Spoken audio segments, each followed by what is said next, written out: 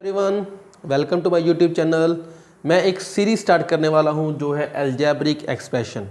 Algebraic expression algebra का एक part है जो हमारे पास क्लास 6 में स्टडी के लिए आता है।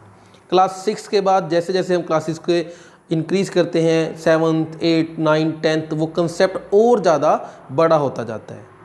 इसके अंदर बच्चों को काफ़ी प्रॉब्लम्स आती है। स्टूडेंट्स को इसके अंदर प्रॉब्लम इसलिए आती है क्योंकि उनका बेस क्लियर नहीं होता है। तो ये सीरीज स्टार्ट करने का एक मोटिव मेरा यही है कि आपके जो बेसिक कंसेप्ट्स हैं वो क्लियर हो जाएं, ताकि जब आप इन क्वेश्चंस को सॉल्व करें तो आपको प्रॉब्लम ना आए। तो अलजेब्रिक एक्सप्रेशन जो अलजेब्रा का एक पार्ट है।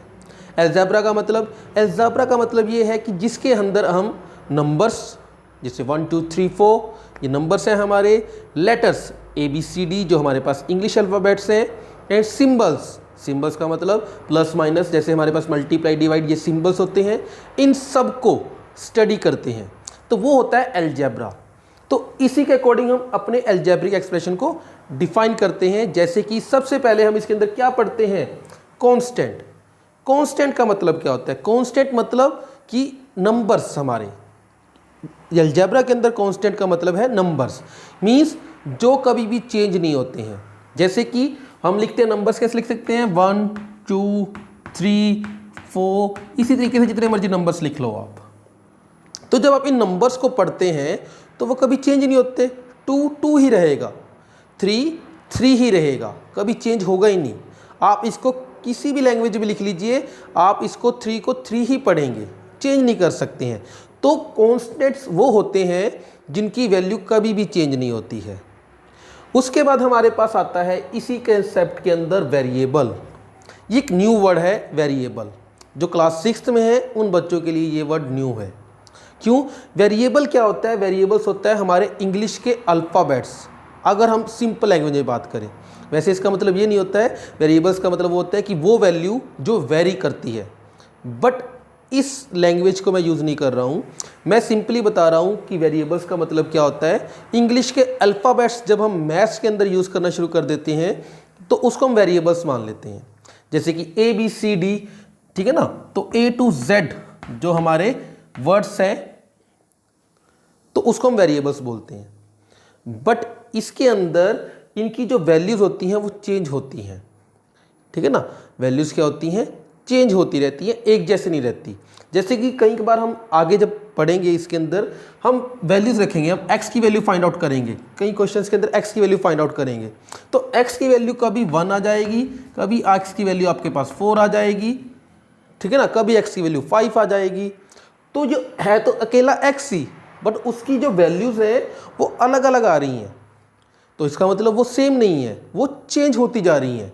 तो जब वैल्यूज़ वेरी करती हैं, मींस जब वैल्यूज़ चेंज होती हैं, तो उसको हम क्या बोलते हैं?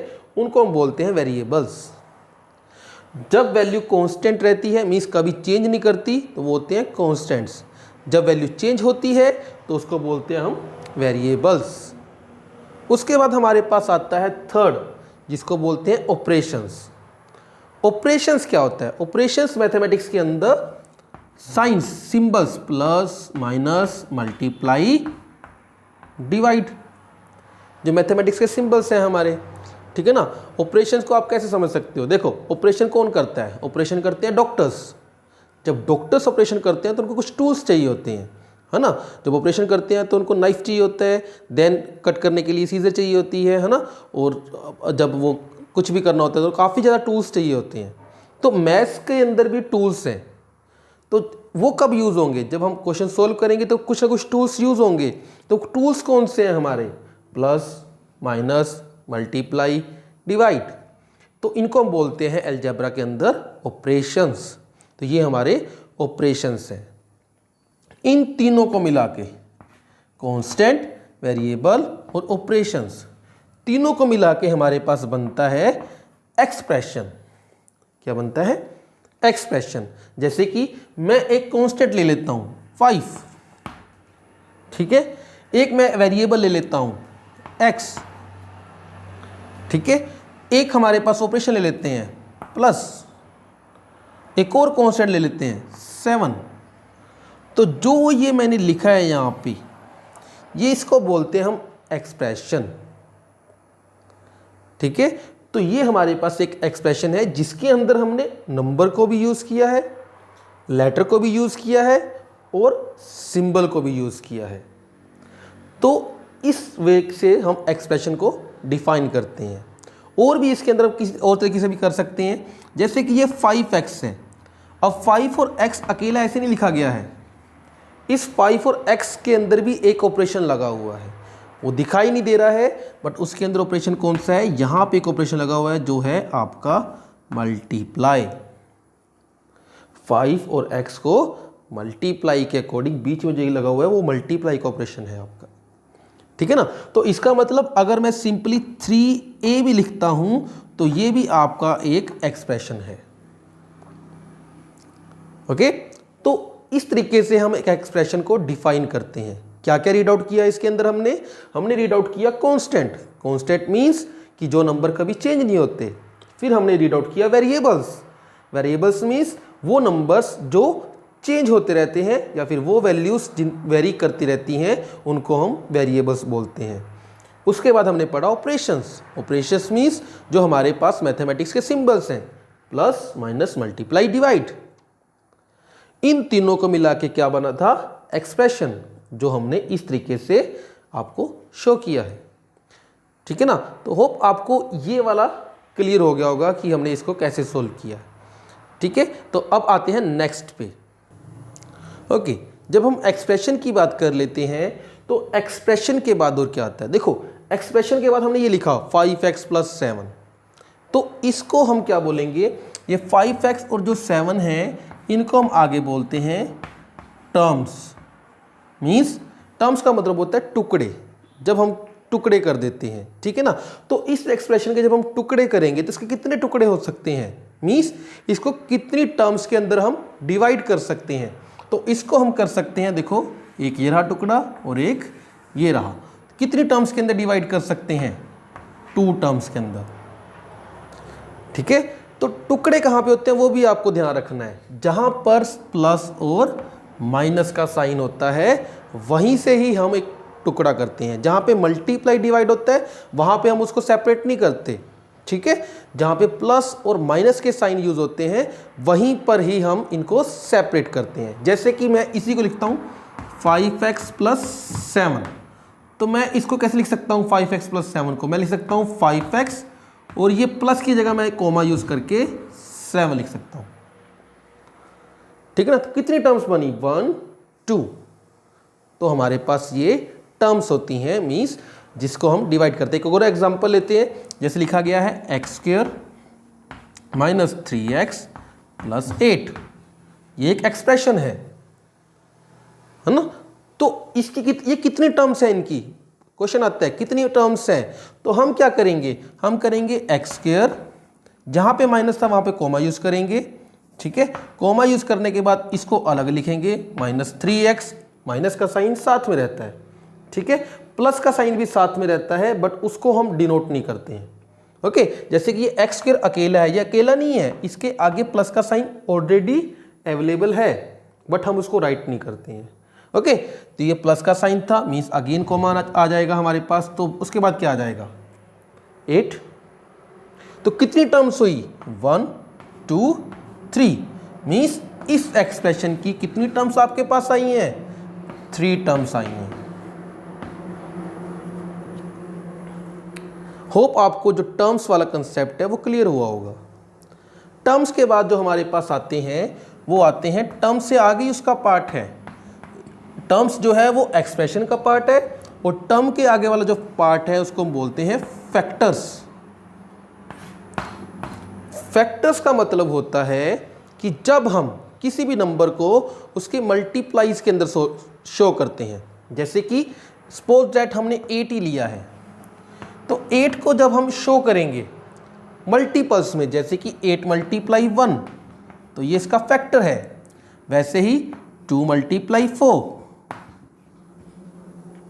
इसके फैक्टर्स हैं। तो फैक्टर्स होते हैं जब हम इसको मल्टीपल्स में शो करते हैं।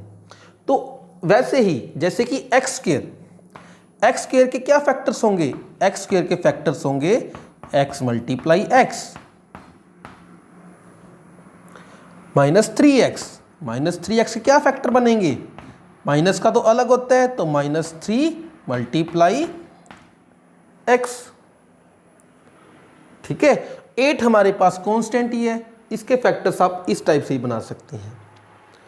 तो होप आपको फैक्टर्स वाला भी कंसेप्ट समझ में आया होगा। फैक्टर्स का मतलब जब हम टर्म्स को उसके मल्टीपल्स के अंदर कन्वर्ट करते हैं, अलग अलग टर्म्स को इकट्ठा नहीं, इनका कोई फैक्टर्स नहीं बनने वाले, इनको पहले टर्म्स के अंदर कन्वर्ट करना पड़ेगा, टर्म्स के हम फैक्टर्स बना सकते हैं।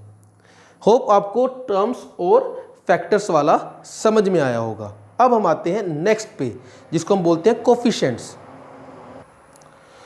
अब कोफिशिएंट्स क्या होते हैं? कोफिशिएंट्स होते हैं वेरिएबल के जो मल्टीप्लाई में न्यूमेरिकल वैल्यू या फिर न्यूमेरल वैल्यू जो हमारे पास अवेलेबल होती है, उसको बोलते हैं कोफिशिएंट।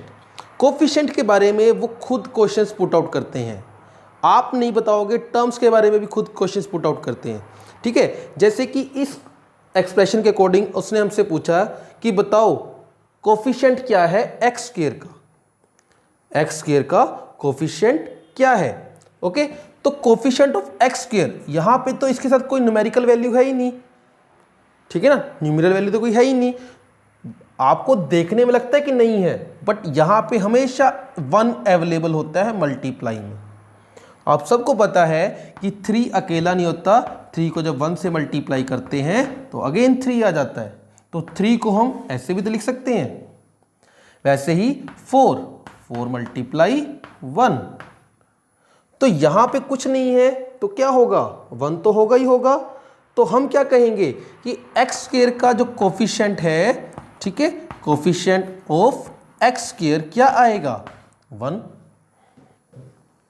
अब उसी से पूछ ले कि कोफिशिएंट ऑफ एक्स, तो यहां पे ये रहा एक्स, एक्स का कोफिशिएंट क्या है 3, पर अपने साइन के साथ, 3 के साथ किसका साइन है, माइनस का। तो कोफिशिएंट जब आप पूछते हैं वो, तो उसका मतलब होता है कि वेरिएबल के साथ वाली न्यूमेरल वैल्यू।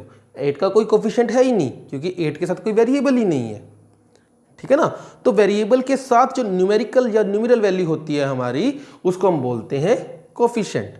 पर जब भी आप कोफिशिएंट सोल्व करते हैं तो आपने ध्यान रखना है कि आप उसके साथ जो उसका साइन है वो यूज करेंगे। 1 के साथ हमने कोई साइन नहीं यूज किया, क्योंकि 1 के आगे अगर कोई साइन नहीं है तो वहां पे प्लस का साइन होगा, इसका मतलब यहां भी प्लस का साइन होगा। तो प्लस का साइन आप यूज करें या ना करें वो कोई भी बिग डील नहीं है, बट हाँ माइनस का साइन अगर है तो वो आपको कंपल्शन है कि वो आपने राइट करना ही करना है। होप आपको टर्म्स, फैक्टर्स एंड कोफिशिएंट्स जो वाले हैं हमने किए हैं अभी टॉपिक, सारा का सारा समझ में आया होगा। अब हम आगे बढ़ते हैं, अब हम करते हैं अलजेब्रिक एक्सप्रेशन का मोस्ट इंपॉर्टेंट पार्ट, क्योंकि अगर आपको ये पार्ट क्लियर नहीं होगा तो अलजेब्रिक एक्सप्रेशन के जितने भी क्वेश्चंस हैं तो आप उनको सोल्व नहीं कर पाएंगे। वो क्या कंसेप्ट है हमारा, वो कंसेप्ट है टर्म्स में हमारे पास होती हैं लाइक टर्म्स और अनलाइक टर्म्स। लाइक टर्म्स क्या होती हैं, लाइक टर्म्स वो होती हैं जो एक जैसी होती हैं दिखने में, जैसे कि 5x एंड 7x। टर्म्स की जब बात करते हैं तो आपने हमेशा ध्यान रखना है कि हम वेरिएबल्स को ही देखें, इनको देखना है वेरिएबल्स को। तो 5 और 7 तो अलग थे, बट उनके वेरिएबल एक जैसे हैं, ठीक है, तो हम क्या बोलेंगे इसको, लाइक टर्म्स। तो जो टर्म्स एक जैसी होती हैं दिखने में, ठीक है, उनको बोलते हैं लाइक टर्म्स, और जो एक जैसी नहीं होंगी उनको बोलते हैं अनलाइक टर्म्स। जैसे कि मैंने लिखा 5x एंड 7y,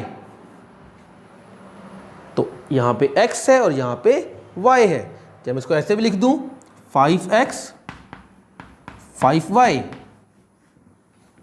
तब भी ये अनलाइक रहेंगी। रीजन क्या है, क्योंकि इनके वेरिएबल्स जो हैं वो अलग अलग हैं। 5 कांस्टेंट सेम है, बट उससे कोई फर्क नहीं पड़ने वाला, ठीक है, वेरिएबल का सेम होना इंपॉर्टेंट है। जैसे कि लाइक के अंदर लिखते हैं 3xy, ठीक है, एंड आगे लिख लेते हैं 11yx। तो क्या ये लाइक में आते हैं, बिल्कुल आते हैं। कैसे, हमारे पास x चाहिए, बिल्कुल x है, y भी चाहिए, y भी है, 3 और 11 तो हमारे कांस्टेंट थे, ठीक है ना, कोफिशिएंट्स हैं।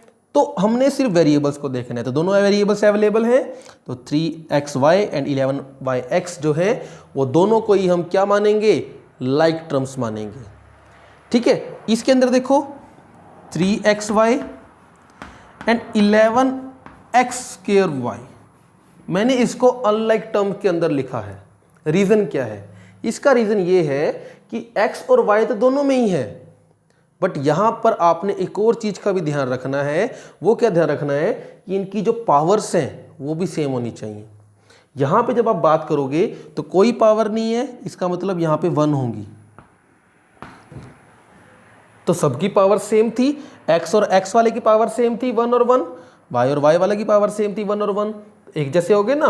बट अगर यहाँ पे बात करें तो इसकी x की पावर 1 है, यहाँ पे x की पावर क्या है, 2 है, तो एक जैसी पावर्स तो है ही नहीं, x वेरिएबल सेम है बट पावर्स अलग अलग है। तो इसका मतलब ये कौन सी टर्म्स आएंगी, ये अनलाइक टर्म्स के अंदर आएंगी।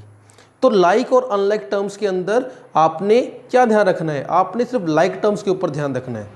लाइक टर्म्स कौन सी होंगी कि एक तो वेरिएबल सेम होने चाहिए, उसके बाद आपने क्या ध्यान रखना है कि जो वेरिएबल्स की पावर है वो भी सेम होनी चाहिए, ठीक है। होप आपको लाइक टर्म्स और अनलाइक टर्म्स के बारे में जो मैंने बताया वो क्लियर होगा, क्योंकि ये दोनों टॉपिक्स को जब आप क्लियर कर लोगे तब आपके लिए क्वेश्चंस आगे जब स्टडी करेंगे वो बहुत इजी हो जाएंगे। क्यों, क्योंकि हमने आगे एडिशन पढ़ना है, सब्ट्रैक्शन पढ़ना है। तो जब हम किसी भी एडिशन करते हैं अलजेब्रिक एक्सप्रेशन को, या फिर हम उसको सब्ट्रैक्ट करते हैं, तो उसके अंदर हमें लाइक टर्म्स का पता होना बहुत ज़रूरी है। इसके बिना हम क्वेश्चन सॉल्व नहीं कर पाएंगे, ठीक है। मल्टीप्लाई डिवाइड को हम अनलाइक और लाइक दोनों से कर सकते हैं, बट ऐड और सब्ट्रैक्ट आप अनलाइक के बिना नहीं कर सकते, आप लाइक के बिना नहीं कर सकते, आपको दोनों को पता होना बहुत ज़रूरी है। होप आपको आज का जो ये वीडियो में जितने भी टॉपिक्स करवाए हैं वो अच्छे से समझ में आए होंगे। नेक्स्ट वीडियो के अंदर हम इससे थोड़ा सा और अपने जो हमारे पास स्टैंडर्ड लेवल है इसका उसको इंक्रीज़ करेंगे, ठीक है ना। तो उसके बारे में और ज़्यादा पढ़ेंगे, जैसे कि नेक्स्ट वीडियो के अंदर हम पढ़ेंगे कि कैसे हम इसको ऐड करते हैं, कैसे मल्टीप्लाई करते हैं टर्म्स को, उसके अंदर वो सब कुछ हम स्टडी करेंगे। ओके, तो मिलते हैं नेक्स्ट वीडियो में।